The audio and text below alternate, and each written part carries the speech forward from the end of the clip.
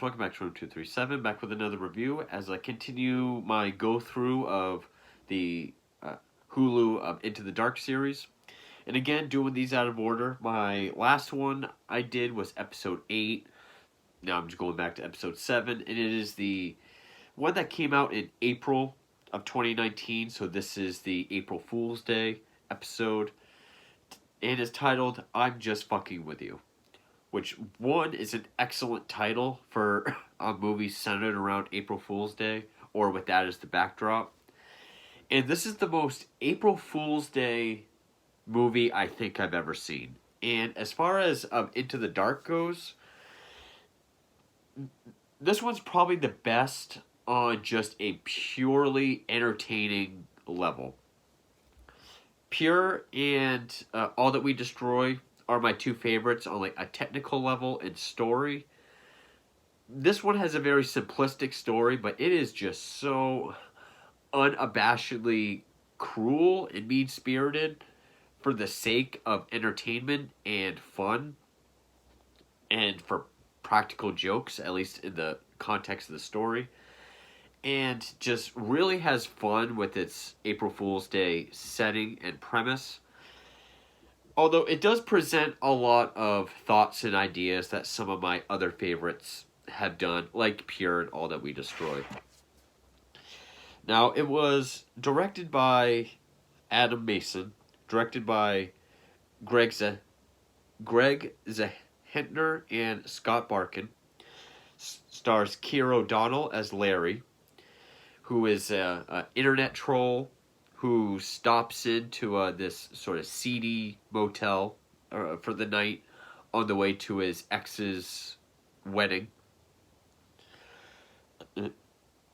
Jessica McNamee plays his sister Rachel, who's accompanying him, and Hayes MacArthur plays Chester, the guy that runs the hotel and just gives poor Larry a night of practical jokes that keep getting worse and worse, more violent and more threatening as the night goes on.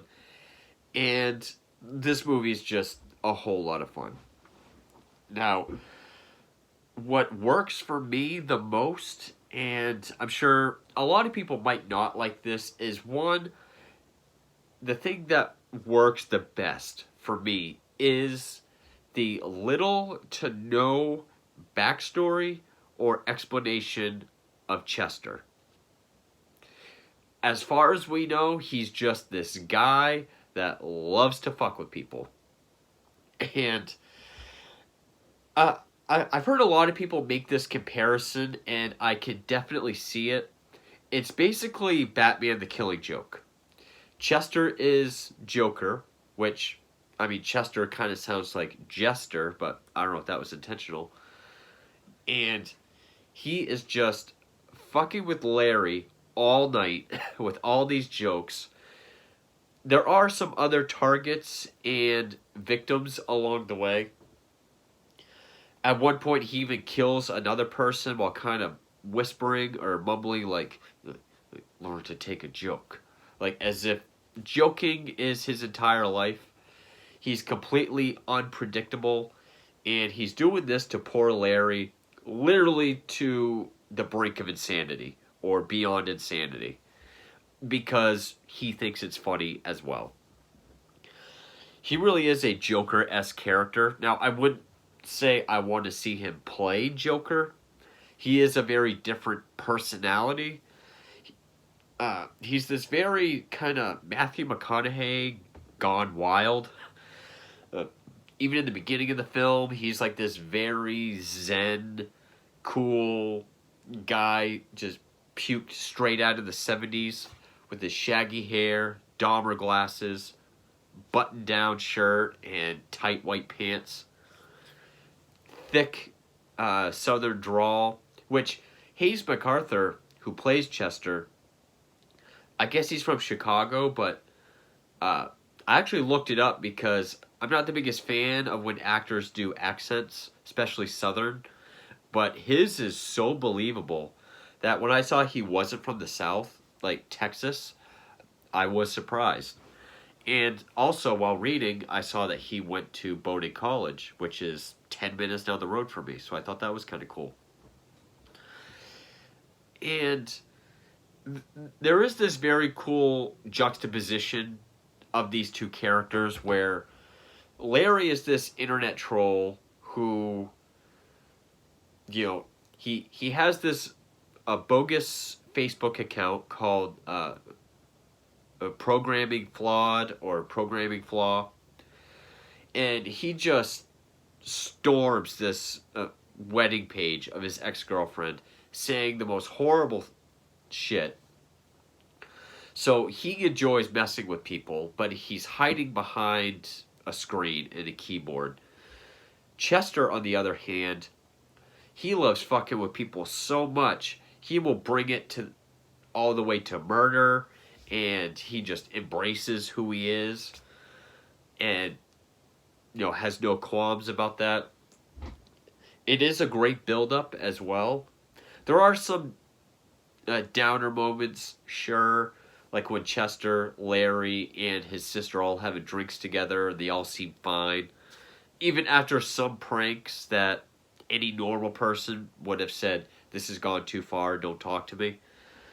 But what really works is we do get a little backstory into Larry, like why he's a troll, why he wants to go to his ex's wedding, and so forth. But with Chester, we don't. And there's been some fan theories, like, or even some theories out there, like, is he like Loki? Is he an agent of April Fool's Day? Or is he just crazy for April Fool's Day and loves pranks? Is there something he senses about Larry that he just wants to get to the core of and expose? Uh, Lots of ideas like that. There's the fan club theory. Wow. The Fight Club theory, which I'll get to after spoilers. But I will say this is the closest I've seen with a movie like this where you have an antagonist and a protagonist who never met before the movie. And then right after they meet, it's just this downward spiral of the antagonist fucking with the protagonist, and we don't know why.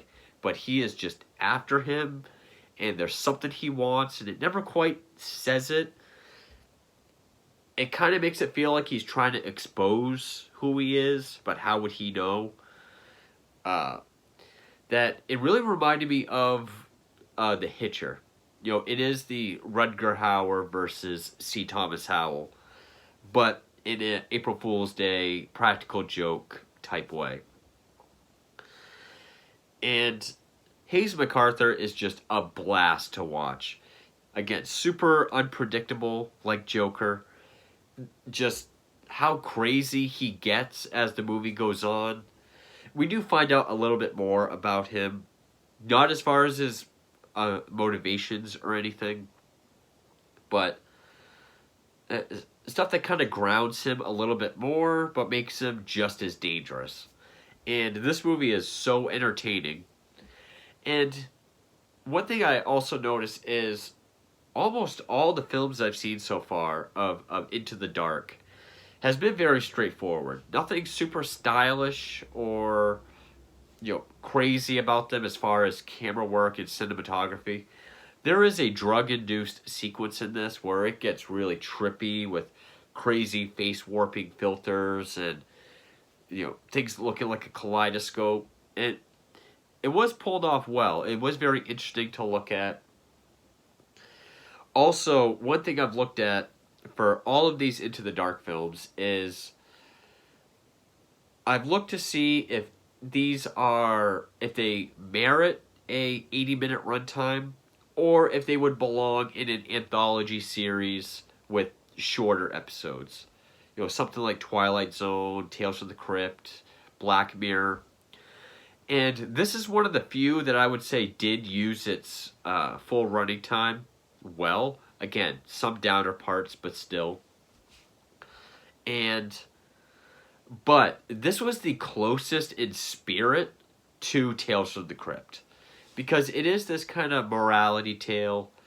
It is this just desserts, kind of getting your own medicine again for the protagonist, but also with the lighting, because it is this old, seedy, divey hotel where there is like these neon pinks and reds and green lights that just make it seem very Miami looking, even though it takes place in California. But it does give it that 90s neon, like Tales from the Crypt, kind of grimy look to it that I thought really helped.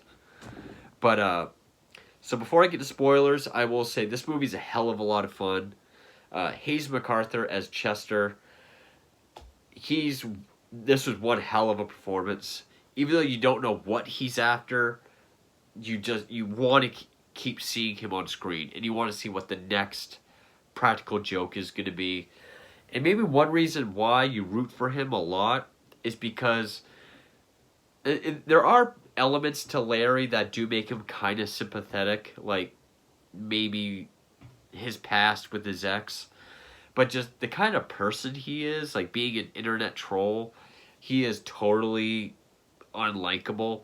So just seeing this Joker-esque character giving this one bad day treatment through practical jokes to this internet troll is very entertaining. I myself found that very fun to watch. But yeah, I did like the fact it was this one bad day kind of play out. Yeah, I've heard many other people say that as well. Again, he's not a Joker character. He is more like this Matthew McConaughey, but with how far he is to amuse him, how far he will go to amuse himself and get mad when people don't think he's funny, and with how unpredictable he is, you could definitely see, you can definitely see Joker having a night like this sometime. And just the way he keeps doing this shit to Larry and how worse it gets, it is like one bad day. And I highly recommend it. It's the best in the series on an entertainment level. It's always fun. There are some parts that, are creepy. Some of the kills are inventive. Like there's one with the zip tie that's, like, can you imagining that happening? I've never seen a zip tie death like this. So some of the deaths are creative. There's one part where Chester, his face is bloody, and they're looking for their car keys, and it just cuts to the hotel window, and he's just and he doesn't move no matter what. He's just standing there with the keys. So it has its creepy moments as well. It's lit wonderfully. It has its stylish, trippy moments as well. Very fun movie. Highly recommend it. Definitely the most entertaining of the series so far. So now getting into spoilers. So, it gets to a point in the film where he gives... It's already established that he might be trying to get underneath Larry's skin because outwardly he doesn't have a sense of humor. And I don't know if he's just trying to... I guess one theory is he's just trying to get Larry to admit he's funny. Because earlier in the film, Larry just gets mad and is like, "You're not no one thinks you're funny. These are not funny jokes." So it could be he's just trying to make Larry laugh, admit he's funny, or, make Larry have a sense of humor because, he's so outwardly a buzzkill about everything. Or because Larry is just an internet troll that hides behind his keyboard, and Chester is just this agent of humor and outwardly fucking with people. That, who knows? And then the Fight Club theory is Chester doesn't really exist. It's sort of programming flaw come to life.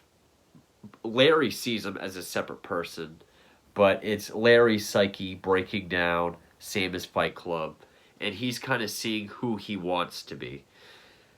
Because towards the end of the film, when, after Chester has killed the sheriff, shows that he's not the owner of the hotel and he killed the original hotel owners, which the story he gives about them, is that true? Who knows?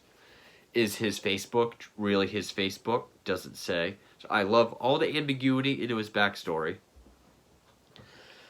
But he gives Larry a bunch of this laughing gas, and he makes Larry do this confessional on his phone, where he says, I've never known how to talk to people. I've always been a social outcast, and of course my ex dumping me before I was going to propose to her, and now she's getting married, and I'm bitter about it. I found a way to communicate with people, and that's just to troll them. Go on Facebook with this invisibility cloak where no one knows it's me. I'm programming flaw. And then, after he kind of gives that confessional, he's like, oh, Rachel's in there. He sees that Rachel's dead, and then as he's mourning his sister, he's like, oh, and this here is really hilarious. Look at these comments. And it's all these... He posted to the wedding page the confessional saying, I'm programming flaw. People saying he should die, he's pathetic, he's a piece of shit. Oh, why would you invite that guy? And then Larry kind of turns it around, and he's like, I was wrong about you. Like, you are funny. You know what would be really hilarious? Because this is when Larry's like, Chester is like, oh, well, time to end it now. He's like, you'll be really funny. Take us to the wedding. Shoot me there. Rachel and I will roll down the hill, crash the wedding. Super hilarious. Chester likes that idea. They load up Rachel in her car. And they're driving down the road. And then there's this long joke that Larry tells, where he's like, so, 2 guys going to a wedding. One named Larry, one named Chester. Larry says to Chester, hey. And he goes through this long bit, and Chester kind of acts out all the bits, because he's kind of glad that he's telling a joke. And he's like, so, if I'm Larry, and Rachel's back there, you must be Rachel's dog. It does hint earlier in the film, or explain to us that Rachel had a dog, but had to give her to their mother for the trip. And he's like, oh, you're in, whatever the dog's name was, Buster. You're in Buster's seat. And she loved that dog so much, she altered the car by taking out the airbag. And now I'm going to drive us right into a fucking wall. And he does. And as soon as he hits the wall, we go to like this pink screen. And like the opening of the film where it was all these shots of Facebook posts and comments of him trolling. It's all these shots of, people posting saying, I hope they catch him, he's a piece of shit. And all these FBI wanted pages and news pages showing Larry as the Pink Motel killer, the massacre at the Pink Motel, showing that he is the one being pinned for it. Which could be why some people might think it is the Fight Club ending. Because how is Chester not involved? And, maybe Chester never existed and he's just who he wanted to be. And he's the one that's going to try to bring that out in himself. I do think the ending was meant to be taken literally.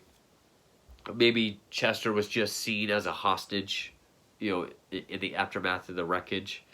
Even though the very ending of it does show more comments from programming flaws saying, I'm coming after you next. They'll never find me. And then there's just like this picture of Chester kind of laughing. Maybe he lived and got away. But the most intriguing thing to me is the lack of answers. The lack of what does Chester want? Why is he going after Larry? What is it like? Is he Loki? Is he the spirit of April Fool's Day? Does he just live to prank people? And it does show him pranking other people, so that would make sense. But yeah, definitely the most entertaining, definitely the most stylish so far. And I really love just the sourpuss buzzkill performance of what was the guy's name? Keir Keir O'Donnell as Larry and Hayes MacArthur as Chester. They just they had this at some points it's almost like a Spade and Farley kind of chemistry where one guy's just having fun and the other one's really miserable. But that's sort of like the lighter parts of it. Other times it's just this guy is just it almost seems like he doesn't realize how hurtful his pranks are. And then it gets to a point where he knows he doesn't care, and that's what makes it funnier. And yeah, highly entertaining, so much fun. Hayes MacArthur is what makes the movie. If it was someone less engaging, funny, and fun to watch, it might have not worked as well. But definitely the perfect spirit of a film centered around April Fool's Day. Definitely mean-spirited pranks for April Fool's Day. And I love that sort of relationship that made me think of The Hitcher, where we don't know exactly why these two guys are in this situation, but it's happening anyway. And yeah, it's my favorite in the series in an entertainment sense. Even technically, it's more stylish, but yeah, I really had a lot of fun with this film, and we'll see what else there is. So far, this Into the Dark series, I have not seen a bad one. There have been some that have been decent with some flaws, but I pretty much enjoyed all of them I've seen so far. So hopefully it continues like that. So stay tuned for more reviews of Into the Dark episodes, and thank you for watching.